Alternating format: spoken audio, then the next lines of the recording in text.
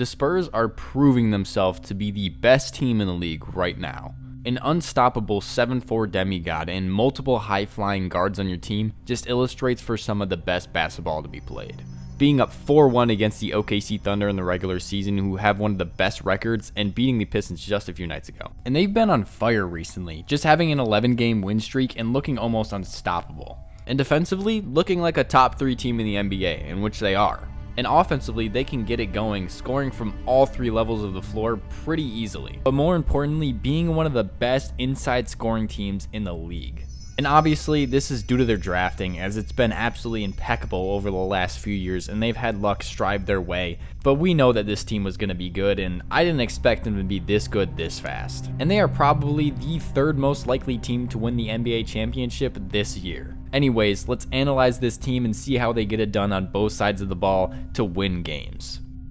The first strength about this team that I want to mention is that they play to the level that they are playing against, in my opinion. And whatever bar is set to them, they raise it just to the level that they're playing, and I think that's a huge strength, and that's going to be a huge strength when the playoffs come. And they're also a gritty and relentless team that does whatever it takes to win. An example of this would be their wins over teams over 500. And versus teams over 500 and playing to their level, they have about an 18-6 record, which is pretty good, giving them a win rate of 75% over these teams. And having wins over all of these great teams, they also have the best home record in the league with a 21-6 record, having about a 78% win percentage. Honestly, I feel like San Antonio has always been like this, being one of the most storied franchises in the league and having very loyal fans, which gives them a very good home advantage. And they just had an 11-game win streak in which they picked up after the All-Star break, which is really difficult to do as a team.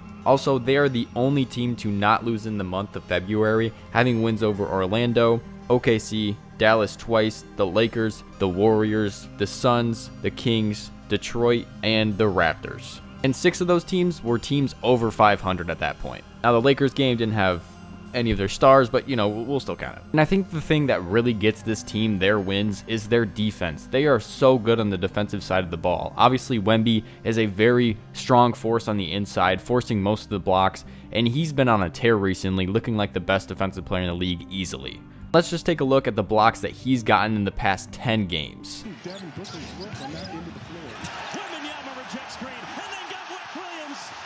I don't get jealous often, but man, come on, man. Oh, I'm jealous of that. Put some effort into it. In their half of the court. Wemby sends it away. Not settling for three-point contested shot. Oh, my goodness. Wembanyama rejecting the former league MVP. And having Victor as a defensive anchor really helps this team, as they are 3rd in defensive rating this season with 111. And also their opponents score about 112 points on them per game, which is about 7th in the league. And I mean, he's been on an absolute tear this season, as he is 5th in defensive rating this season.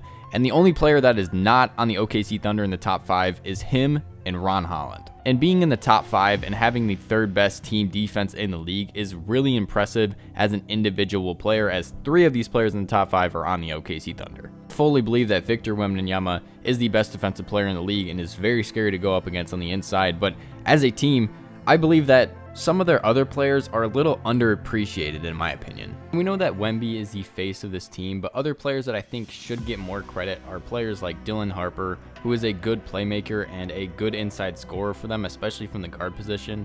Devin Vassell, who is probably their best shooter and is just a pure sharpshooter, but also a good interior scorer as well. Stephon Castle, who's another high-flying athletic guard who can provide good perimeter defense, but also his interior scoring is really, really well put, and he's a very consistent scorer as well. De'Aaron Fox, who is a pretty consistent shooter and also a good interior scorer, especially for his size, and he can run the point pretty well. Harrison Barnes, who is a good forward for this team, can provide a lot of shooting, and especially for his size, he's pretty decent defensively. Julian Chimpeti, who is probably their 2nd best shooter, and he can get hot on any night. When he starts making shots, he starts making shots. And lastly, Luke Cornett, who is a good backup center in my opinion, and has always been reliable, a good inside scorer, and a pretty decent defender. Next thing I want to talk about is the Spurs and their efficiency as a team, and their scoring efficiency. I feel like it's definitely at a higher level than other teams. So far this season, the Spurs have scored about 7,000 points as a team and shot at about a 48% rate. That's about the third best percentage to point ratio in the league.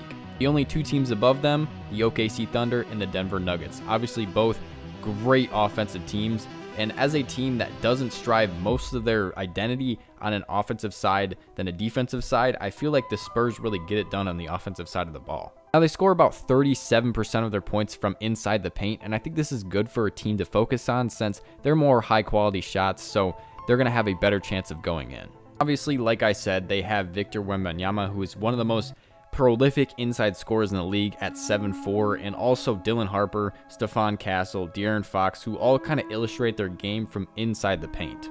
But not like they can't get outside in their three-point line as well, because this is a good three-level scoring team, but just on the inside, this team is very good. In pace, they're about 13th with around 101, which isn't horrible, but they do get out and run at most points in the game. And with about the 8th best true shooting in the league, that just illustrates for a really good team that makes good shots. Spurs have shot an incredible 50% from the field in their last 10 games. And I don't think this is just their interior scoring. This is also their exterior scoring as well, especially in the mid-range. They know exactly when to stop and take their shots inside the arc, especially players like De'Aaron Fox, who is a small, fast player. He knows exactly when to change his direction or stop his movement to get open shots in the mid-range. Also players like Victor Wembanyama, who likes to obviously back down in the post and shoot a mid-range fadeaway. He's bigger than almost everybody on the court, so he can do it anytime. And also other players who like to stop, move their pivot foot to get open and create space to make that open shot. Fox bumped off the spot, but doesn't matter. He knocks down the shot. Back to Vassell. Timer 3. Spinning in the lane, hanging and hitting. Carter Bryant dancing and hitting for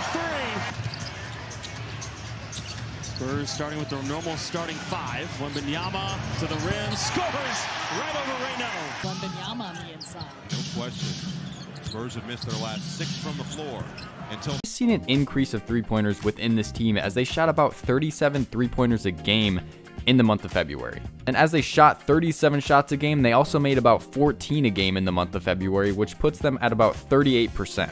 And a team that doesn't really identify themselves as much of an outside scoring team as they do as a mid-range and inside scoring team, I think they've really improved in the month of February and really showed that they can make their shots from the outside. Players like Devin Vassell and Julian Champagnie really help this criteria because they're just players who can get hot and keep making their three-point shots. They're both 38% three-point shooters, and honestly, for the amount of shots that they get, they're pretty efficient. And we've also seen an increase in Victor's efficiency as he's shooting about 34% from the line this year, definitely finding his mentality on when to shoot shots and when it's best to shoot shots. Overall, I feel this team is built very well around a three-level scoring mindset, and they can honestly find their shot anywhere. A quick trigger and well done. Champagnie opposite corner goal. Side Fox finds an open Harrison Barnes from outside look. Vassell for 3. Bullseye. Man, automatic. Great. Victor Wembanyama on the move. Outside Vassell. Good. Barnett, fresh 14. Johnson. Boom. Man, Not only that, but this is really impressive for the Spurs to blow out an entire month and not lose at all, as this has only happened 3 times in the Spurs franchise history. And you know what other teams got those undefeated records? 1995-96 San Antonio Spurs, who won a total of 59 games and made it to the semifinals. This team had David Robinson and Sean Elliott and didn't lose in the month of March, going 16-0 and having an absolutely insane run throughout that month. Other team that did this, the 2013-14 San Antonio Spurs, who are arguably one of the greatest teams of all time. Now, there is a big difference between this year's team and 2014 Spurs, obviously, but they still had fantastic seasons when they went undefeated in a month. And all of these win streaks were late in the year because this team also went undefeated in the month of March. And I think since they went undefeated in a month, their confidence boost will just get even higher.